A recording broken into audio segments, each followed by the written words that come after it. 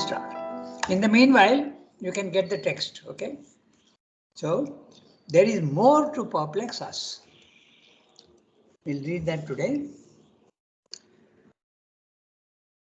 We are in the middle of it. Oh, I had told you that I'll read that sonnet also, huh? So, okay, so let me, I got 1 minute, so I'll look at the sonnet, okay? I'll just bring that. Yes, and it's in volume 2 and it's on page 614, okay? You can note down if you want, okay? 614. So, and it's called A Dream of Surreal Science. Surreal Science. Okay? He is having a very ironical rebuttal of the scientific theory that materialism, matter is the origin of everything. Okay? So you can check that. I've given you the reference, volume 2, page 614, A Dream of Surreal Science. This is what he has, we are discussing right now in Life Divine also. He's saying, one dreamed and saw a gland write Hamlet, drink at the mermaid, capture immortality. A committee of hormones on the Aegean's brink composed the Iliad and the Odyssey. A thyroid, meditating almost nude under the bow tree, saw the eternal light and, rising from its mighty solitude, spoke of the wheel and the eightfold path all right. A brain disordered by a disordered stomach driven, thundered through Europe, conquered, ruled and fell. From St. Helena went, perhaps to heaven. Thus wagged on the surreal world until a scientist played with atoms and blew out the universe before God had time to shout.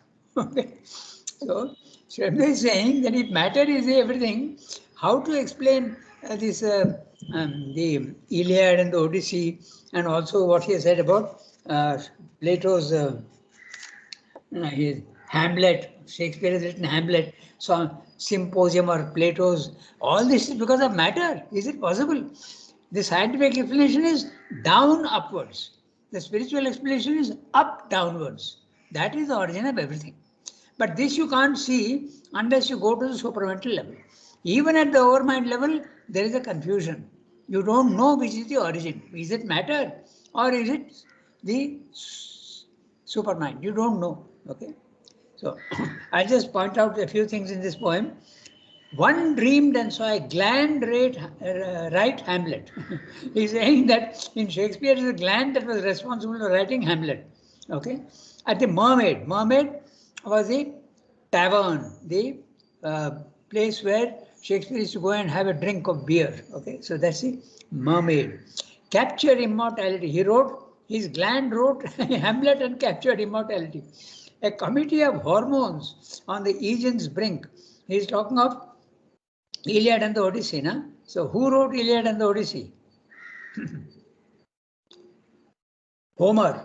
Homer was the one who wrote that, and he's saying, and he's using very interesting hormones, because Homer, okay, Homer's hormones wrote the Iliad and the Odyssey. He's having great fun. Okay, a thyroid meditating almost nude under the bow tree, he is referring to Buddha, saw the eternal light and, rising from its mighty solitude, spoke of the wheel and the eightfold path. All right, those who have studied Buddhism, he has got the eightfold path to liberation. Okay. Then a brain by a disordered stomach driven, because he was supposed to have a bad digestion. He is talking of Napoleon. Okay. A brain by a disordered stomach driven, thundered through Europe, conquered, ruled and fell. From St. Helena went, perhaps to heaven. He was banished to Helena, St. Helena, the island, but he came back, okay, from there. Thus wagged on the surreal world until a scientist played with atoms and blew out the universe, and before God had time to shout.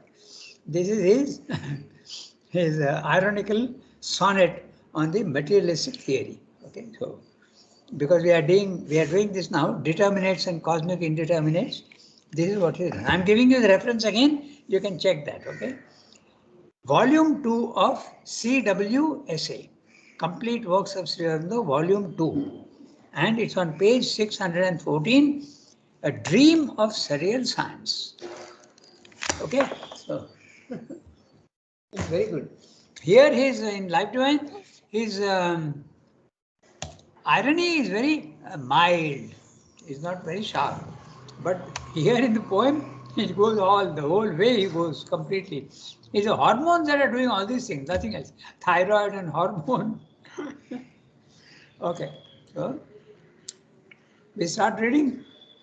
We have to read from, there is more to perplex us. Just to remind you what he said in the previous para, he's saying that everything is a mystery in the physical world. If you see, how does a tree come out of a seed when there is no sign of leaves, flowers, fruits in the seed?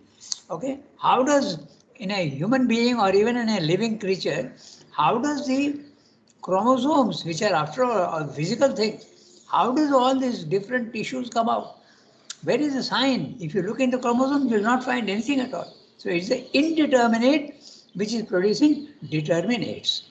So when the scientist says that, I have solved the problem is they're all coming from the chromosomes. That explains everything. But then the question arises, one who thinks a little more, from where are these chromosomes coming?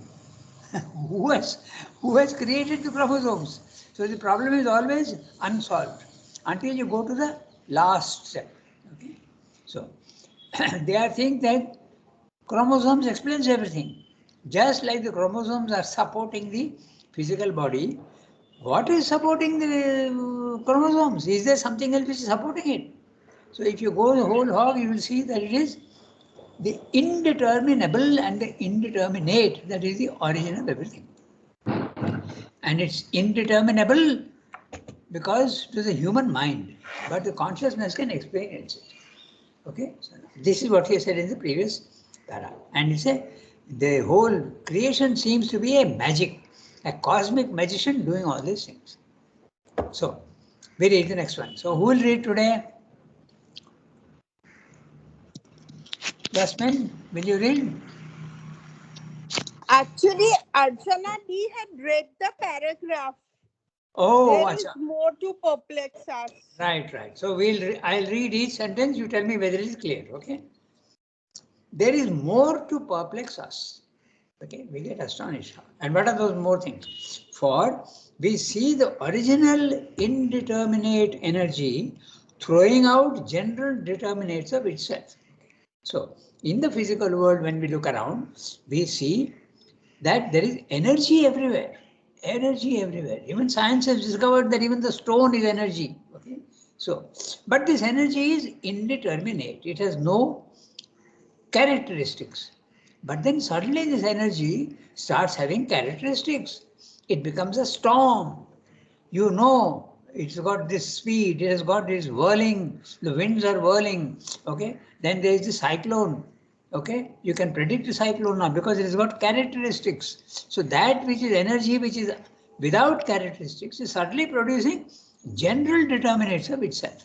Okay, there are general determinates and particular determinates. This also we discussed the other day. General determinate is a species, okay? And the particular determinates are the individual cats and dogs. Okay, they are the particular. But even one female cat will produce particular, even more particular determinates by different kittens. Okay, so this process is endless. If you go, the highest level is the indeterminable, but as you keep coming down, there is no end to the process. It goes on creating more and more determinates of itself. Okay, so general determinate, particular determinates.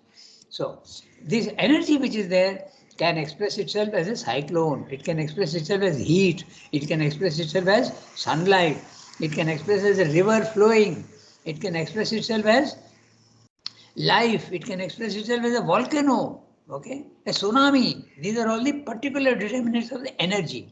But energy itself, you can't give a description. It is force. But what is that? It is general force. Okay, so that's what he's saying. There is more to perplex us. For we see the original indeterminate energy, prana. You can use the word prana for that. Okay, or as science is using the word force. That's all. And they are also trying to find out the basic four forces of the universe. They are trying to make it one. Okay, there is mechanical energy, there is physical energy, gravitational energy, and thermonuclear energy. But they are trying to get to a concept where only one force is producing all these basic four forces. But they'll never be able to describe it. That they don't know, but they are trying to do it. Okay, just as they are trying to find out the last particle, which is the last particle of matter. They have gone to huge lengths to try and find out. Science has built a 27-mile tunnel under the Alps. And there are many nations, okay, who is participating in this experience and researching which is the last particle. They call it the God particle. They will never find it because it is indeterminable. Okay, so he's saying, throwing out himself. We might equally, in their relation to the variety of their products, call them generic indeterminates. Okay? So, now the general determinates, I have explained that a general determinate produces more particular determinates. Okay? Take a cat, okay? It has got color on its skin, okay? But the kittens that it produces will not be exactly like it. It will be quite different. It may produce 4 kittens and each one will be different. So the kittens are the particular determinates and the cat who has produced them is the general determinate. Pardon? Okay. Now he is talking of the generic indeterminates. This is the determinates is as you keep going downwards. Okay. A cat produces kittens and each of the kitten will again produce kittens. It will go on down, down, down, never ending. Okay. But if you go upwards, you go towards the indeterminate. So there is a generic indeterminate. As you keep going higher and higher, you will see that it becomes more and more indeterminate, more and more indeterminate. I hope the idea is clear. The higher you go, the more it loses its features, becomes more indeterminate. So there's a generic indeterminate because that indeterminate produces another determinate in relation to it, but that determinate is also an indeterminate for the next one below it. So if you take 3, okay, let's take the highest is the indeterminate, the ultimate indeterminate. Now this indeterminate produces 5 so-called determinates: ether, air, fire, water, earth. Okay, they are the determinates of the indeterminable. Okay, but each of these, air, water, fire, earth, are indeterminates for everything else below it. Air can produce different things. Okay, ether can produce different things. Earth can produce minerals. So earth is the determinate of the indeterminate, but itself it becomes the indeterminate of those which is produced below it.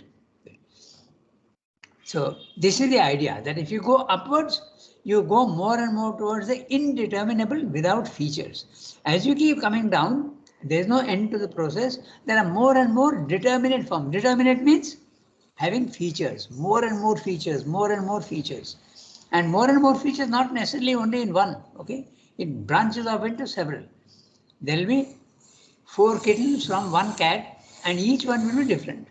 And again that one, again different, again different. Okay, so this is the, if you want another idea, okay, you take life. Okay. Life is the indeterminate. We have several doctors here.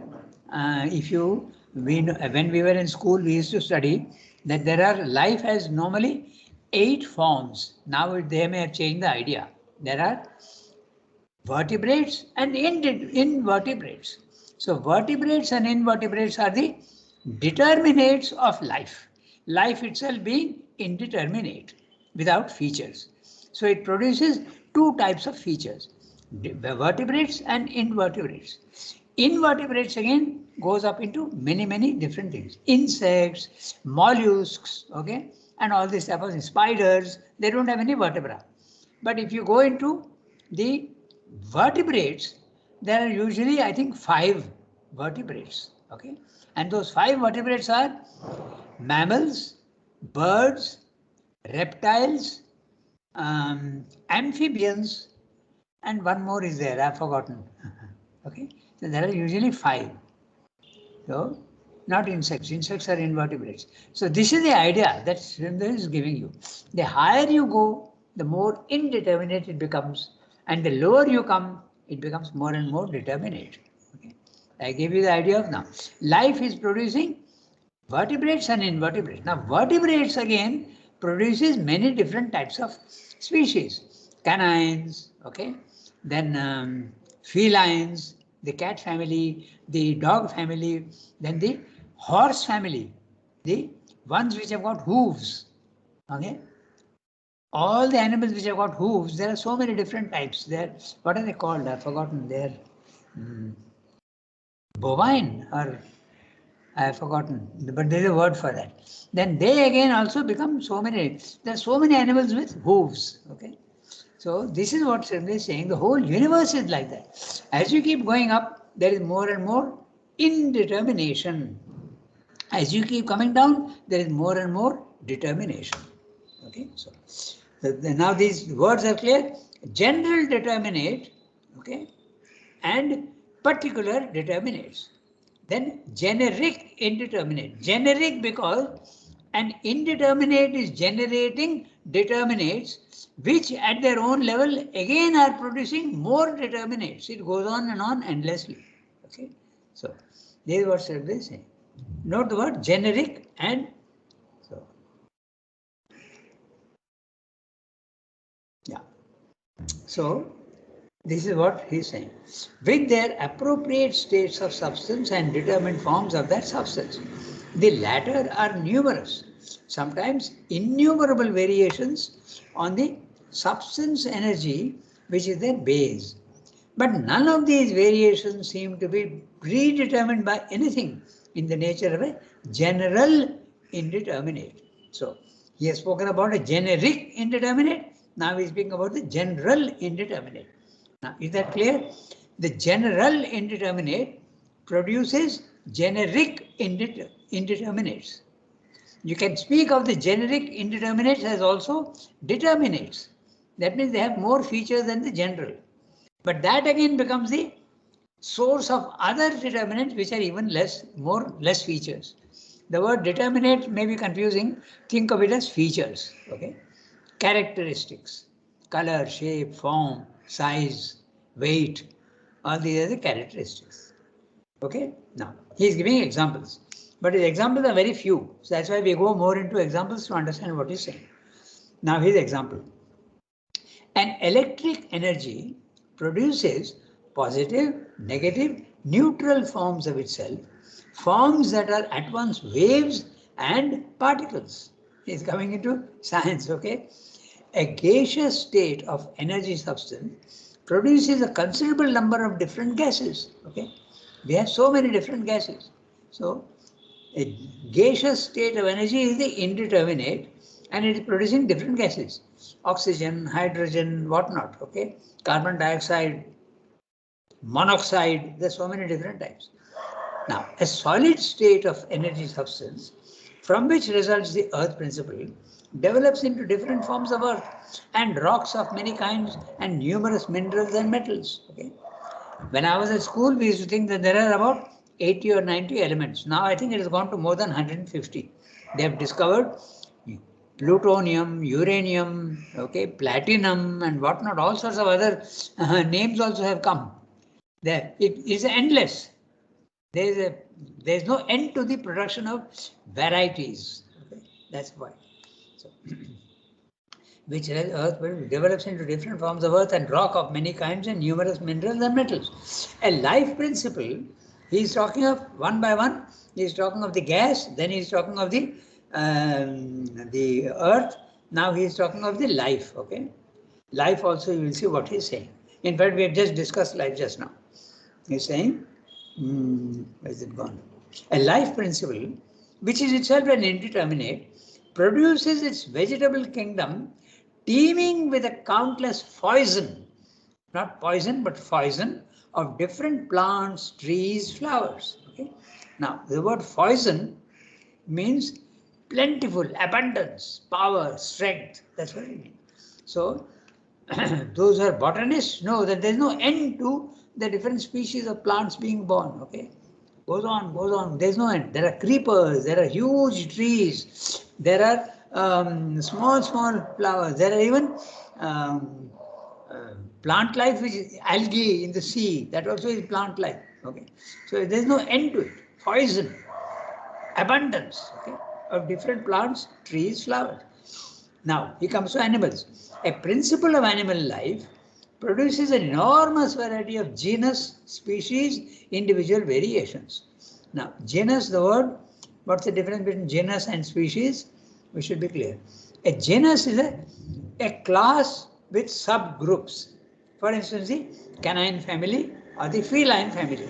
The canine family produces all the dog families. Okay, so wolves, okay, dogs, foxes, etc. There's no end to it. Then, what about feline families? Cats, lions, tigers, lynxes, leopards, cheetahs. Okay, there's no end to it. Now, species is the cats, lions, tigers, and cheetahs. So, the genus is the class with subgroups, and species is the. So, the genus is the indeterminate and the species is the determinate. But each of the determinates, again cats, lions and all, they produce more indeterminates as it keeps going down and down. And note also that there's evolution.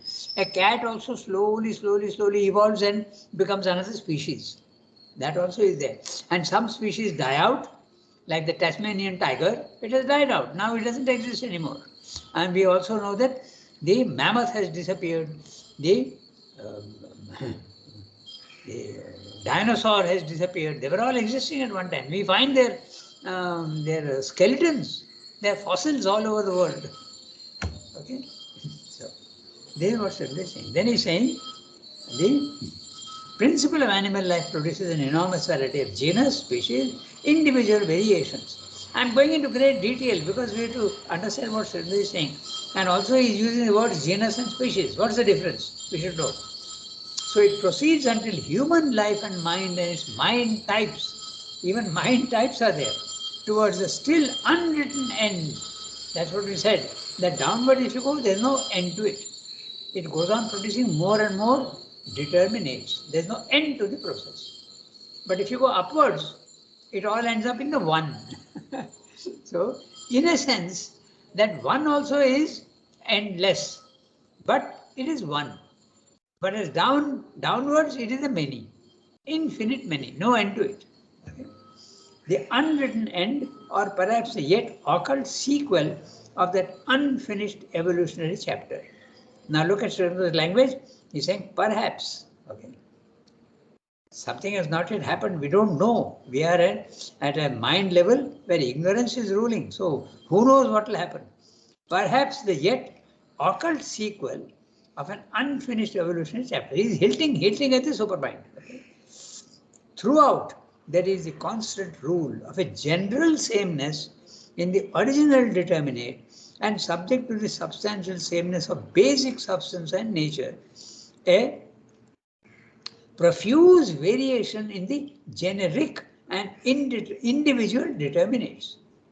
An identical law obtains of sameness or similarity in the genus or species with numerous variations, often meticulously minute in the individual.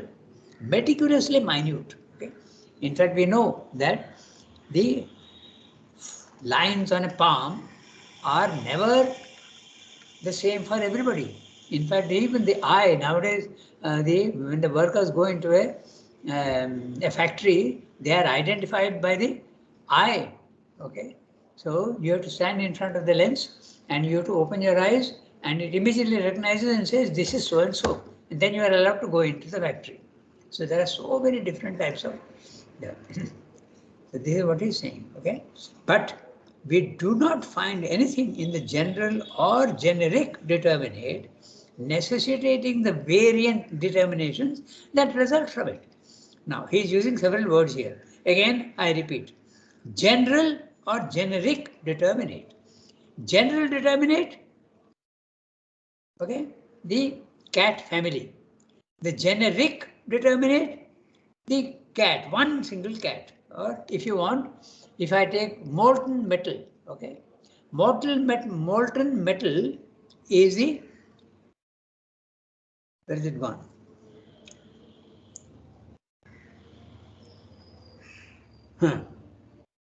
Generic, general. Molten metal is general determinate. Okay, sorry, general, general determinate, and it is producing a generic determinate because it can produce, as I said, iron sheets. It can produce ingots. It can produce railway tracks. It can also produce wires, and the wire also can be used for 100,000 things. So general determinate is the up, generic determinate is the below. Okay, but this process is infinite. It goes on. Okay, necessitating the variant determination that results from it. A necessity of immutable sameness at the base, of free and unaccountable variations on the surface, seems to be the law. But who or what necessitates or determines? Okay, so this is the, he's talking of only two levels. The one cat is a generic determinate because it's a determinate already, but it is producing a determinate below itself. So this process goes on. So who is doing this? That's what he's asking. Okay. What is the rationale, but who or what necessitates or determines? Okay. It depends at which level of consciousness you are. If you are at the spiritual levels of consciousness, you will say nature is doing everything. But if you go even higher up, you will say that no, there is God, a personal aspect of God who is doing all these things. So what is the rationale of the determination?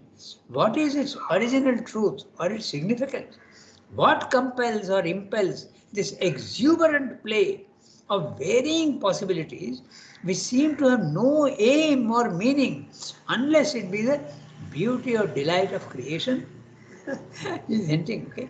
Why does nature go on producing 100,000 million types of plants, animals? Why? What is the purpose? We say it could only be the delight of creation.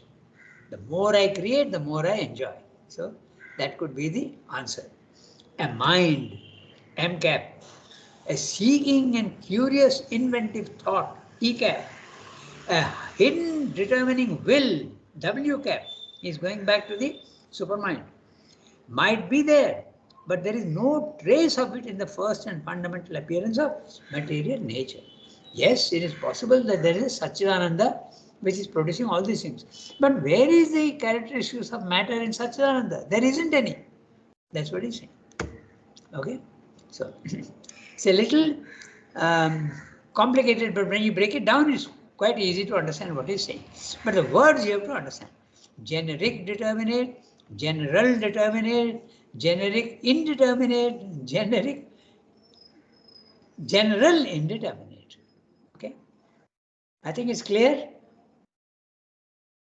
It's a little complicated, but Yes. yeah, okay. The basic idea is that's quite clear. yes, okay. So this is what he's saying. But if the words you have to understand the word, then the basic idea is very simple. As you keep going higher and higher, there are less and less features. As you keep coming down, there are more and more features, and this more and more is infinite. That's what he's saying. And it is very puzzling. How does it happen? No explanation at all. Okay. Really, it's really a puzzle. Huh? Even if you take the very, very simple thing of the lights, okay? Light, red, green, yellow, blue. What is the difference between all of them? Just the vibrational frequency, that's all. Frequency is measured in megahertz. No? So if it is away a certain frequency, it becomes blue. If it becomes a slightly different, higher or lower, it becomes another color. How? How does that happen? We really don't know. It's very, very puzzling. Okay. So that's what he's saying in this para. Okay. It's 8:20. We have got 15 minutes. I'll just read out the summary of what he's saying here. Okay. So sameness in the cause. Okay. Sameness in the cause, original indeterminate, and infinite variation in the determinates, the effects. The cause is the indeterminate and the effects are the determinations. Okay. This is a clear thing. The seed is the indeterminate. The tree with all its variations is the determinate, because each seed will give out so many different types of things, leaves, flowers, fruits and all that. So this is the basic idea. The cause is the indeterminate and the effects, the results are the determinates. But this process is not only a one-time thing. If you keep going up, cause is there, cause is there, cause is there. As you keep coming down, effects are there, effects are there, effects are there. But the highest is the, which is the ultimate cause? Spiritual experience tells you it is Satchidananda. Okay. But Satchidananda, can you describe? You can't. If you come down slightly, then you can say, oh, you can describe it as Sat, as Chit, as Shakti, and also as Ananda. But if you go into Ananda or Shakti, you can't describe it anyway.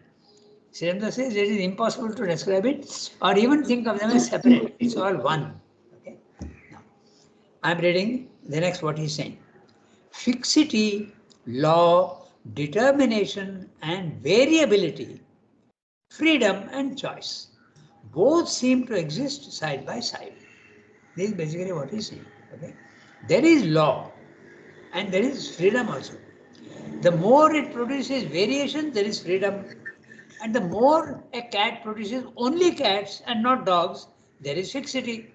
So there is law and there is freedom both. Okay. This is a very interesting idea which you have to apply to everything, even to man's liberation. Okay, you have to apply this. There is fixity and there is law both. Fixity comes from Shakti and freedom comes from consciousness. So Chit Shakti. Chit is consciousness. It produces freedom. But force is something fixed, mechanical, unconscious. Therefore, it produces law. So both the things are there. As you keep coming down from the highest level, at the highest level, freedom is more important than law. There is no law at the highest level. That's why I use the word anarchy. Na? The best government will be that which is totally free of all laws. We are trying to go towards that. Everybody realizes that the less laws there are, the better for human beings, because freedom is very necessary. But at the level we are, freedom will be misused. Therefore, it's not possible. There has to be a little bit of law. Okay, but the less law, the better. That's what Sridhar is saying. So, free will and fixed fate both move together. Okay, what is this power of creation? It seems to be a conscious entity enjoying its own creations. Okay, but where is it? We see no sign of it anywhere. This is basically what he's saying. So, we can read the next one. Oh, yeah, we can read a first possible explanation. So, Shall I? yeah, read that. Yeah, read it. A first possible explanation points to a self-organizing dynamic chance that is at work, a paradox necessitated by the appearance of inevitable order on one side, of unaccountable freak and fantasy on the other side of the cosmic phenomena we call nature. An inconscient and inconsequent force, we may say, that acts at random and creates this or that by a general chance without any determining principle.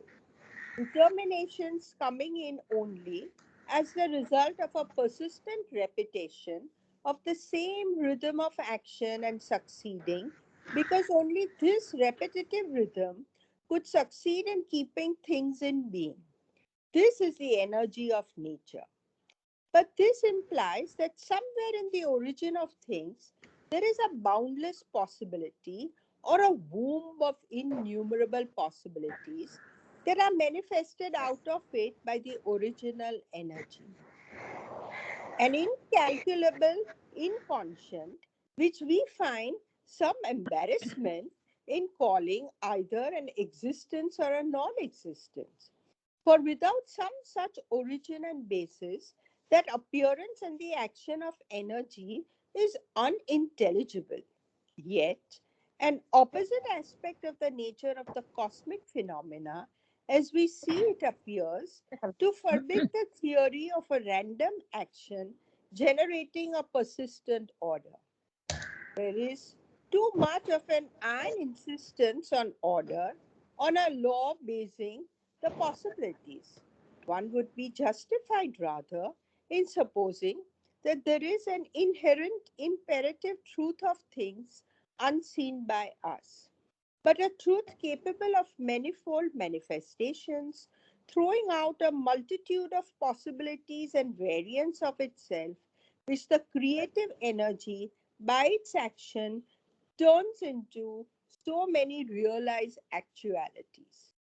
This brings us to a second explanation, a mechanical necessity in things, its workings recognizable by us as so many mechanical laws of nature. The necessity, we might say, of some such secret inherent truth of things as we have supposed, governing automatically the processes we observe in action in the universe.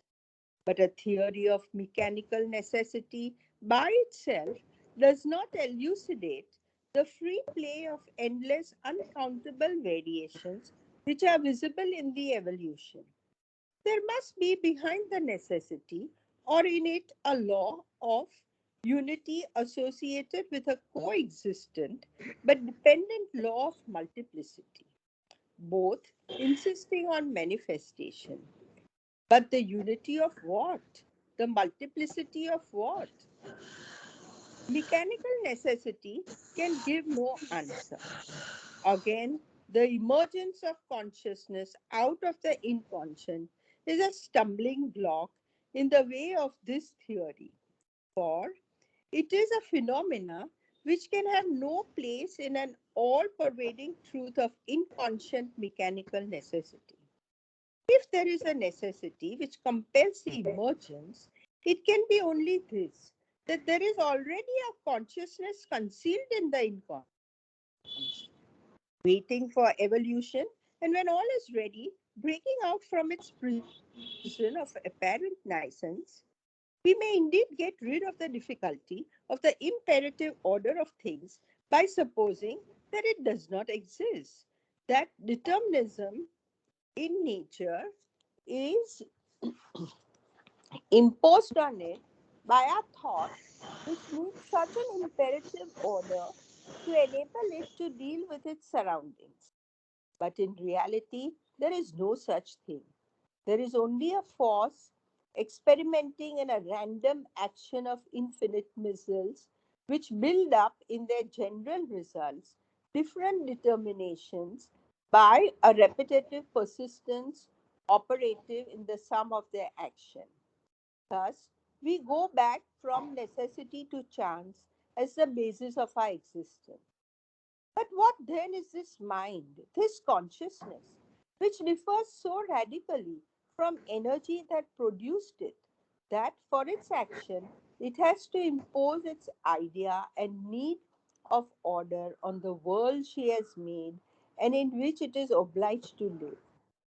There would then be the double contradiction of consciousness emerging from a fundamental inconscience and of a mind of order and reason manifesting as the brilliant final consequence of a world created by inconscient chance. These things may be possible, but they need a better explanation than any yet given before we can accord to them are accepted. Yeah. A huge para, okay, and quite complicated. But the basic idea is not complicated if we go and understand what he's saying. So today is already 8:31. I don't know if it's worth beginning because it's nearly 2 pages. So we'll have to go into detail. But I'll do one thing, okay? I'll just read out the summary to you today. So we have the basic idea, and then we'll discuss this next time. Next time means again next Wednesday, nah? Because now we have Life Divine on Wednesday and Thursday. Friday we have synthesis, and Saturday we have the essays on the Gita. We have introduced essays on the Gita. So we'll do that. So this we'll have to pick up the. I will again resume for you because then we have to get the continuity. Okay, so now today what we are doing, I'll just tell you the in brief what he's saying in the para. Science indeed sees the process of things and utilizes them, but without understanding the essential reality. Okay? Because we know that a seed produces a plant. We know that, and we use it also. Okay, we know how to do it. We also use. We know that there is oxygen and hydrogen, and we use both to produce water. In fact, now we are going to use even hydrogen for our renewable energy. Okay, that also is there because there is no end to the production of hydrogen in the world. Okay, we use oxygen also. So science indeed sees the process of things. Note the word process and the cause. We don't know the cause, but we know the process and utilizes them, but without understanding the essential reality. Same applies to electricity also. We know how to use electricity. We know how it works. We can make it work for our induction stove. We can make it. We can make our electric pump push water up. We can do all these things, but we don't know what it is. If you ask science, what is this electricity? It's a force, but that's only a word. Do you see what it is? Do you understand? No, you don't. Okay, so it sees that there is a free variation. Okay, there is free variation. One cat is producing 100 different types of cats. Okay, so variation is there. Seeming chance, a random production of innumerable forms. But again, it sees a fixity.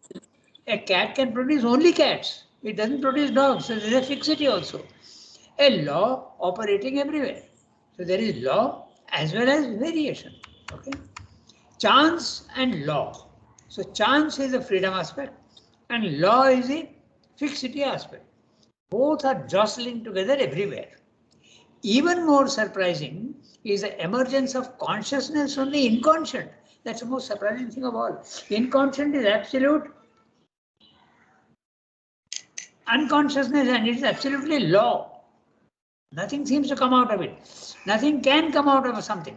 But suddenly consciousness comes out. How could consciousness be inherent in the so-called inconscient? This is basically what he's saying. So it's all a mystery. So, but if you go to the higher levels of consciousness, this mystery starts becoming clear. Okay.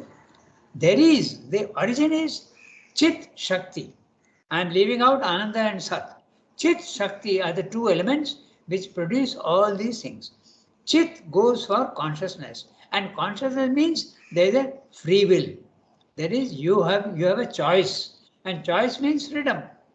And force, Shakti, if there is no consciousness in it, so it is fixity, it laws. It operates by laws. So these are the two things that are there. We see everywhere in the physical world, even in the whether it be biology or whether it be botany or whatever it be, there seems to be a cause, but that cause has another cause. It goes on like that. It's all a big mystery to us.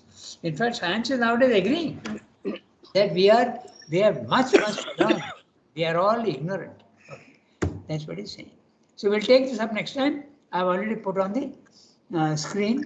Redo page 314 F first. Okay. So now we can bid everybody au revoir, have a nice day, and also a nice Deepavali. Okay.